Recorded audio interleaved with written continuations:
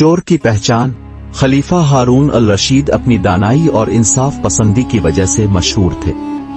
वो अक्सर भेस बदल कर रियाया के हालात जानने निकलते ताकि अपनी हुकूमत में अदलो इंसाफ को यकीनी बना सकें। एक दिन वो अपने वजीर जफर बरमुक्की के साथ गांव की तरफ रवाना हुए। रास्ते में एक गांव में कयाम किया तो मालूम हुआ कि वहां चोरी की वारदात हुई है, मगर चोर का पत्ता नहीं चल रहा। गांव के लोग बहुत परेशान थे और इंसाफ के लिए खलीफा से मदद की दरख्वास्त कर रहे थे। खलीफा हारून अल रशीद ने गौर किया और एक तरकीब सोची। उन्होंने गांव के बीच में एक बड़ा खेमा लगवाया और उसमें एक गधा बांध दिया। फिर गांव के सब लोगों को जमा करके कहा, ये गधा सच बोलता है। हर आदमी बारी बारी खेमे में जाए और गधे की पूंछ को पकड़े। अगर किसी ने चोरी नहीं की तो गधा खामोश रहेगा, लेकिन जिसने चोरी की है, जब वो गधे की पूंछ को पकड़ेगा तो गधा जोर से चीखेगा। गांव के लोग हैरान हुए, मगर खलीफा की बात मानते हुए एक करके खेमे में जाने लगे। लेकिन चोर के दिल में खौफ बैठ गया।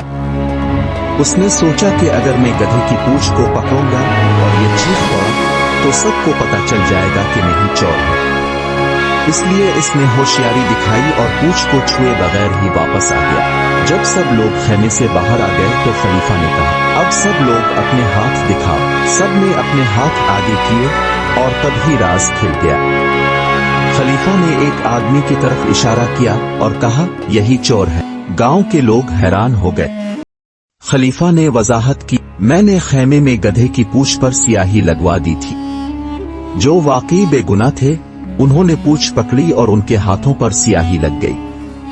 लेकिन चोर ने खौफ के मारे पूंछ को छुआ ही नहीं, इसलिए इसके हाथ साफ हैं। चोर का रंग जर्द पड़ गया और वो कांपने लगा। आखिरकार उसने अपनी गलती कबूल कर ली और चोरी का एतराफ कर लिया। खलीफा ने चोरी शुदा सामान वापस दिलवाया और चोर को सजा देकर गांव वालों को इंसाफ फराहम किया। गांव के लोग खलीफा की अक्लमंदी और इंसाफ पर बहुत खुश हुए और उनकी तारीफ करने लगे। सबक: चोरी करना बुरी बात है और झूठ छप नहीं सकता। ईमानदारी हमेशा कामयाबी दिलाती।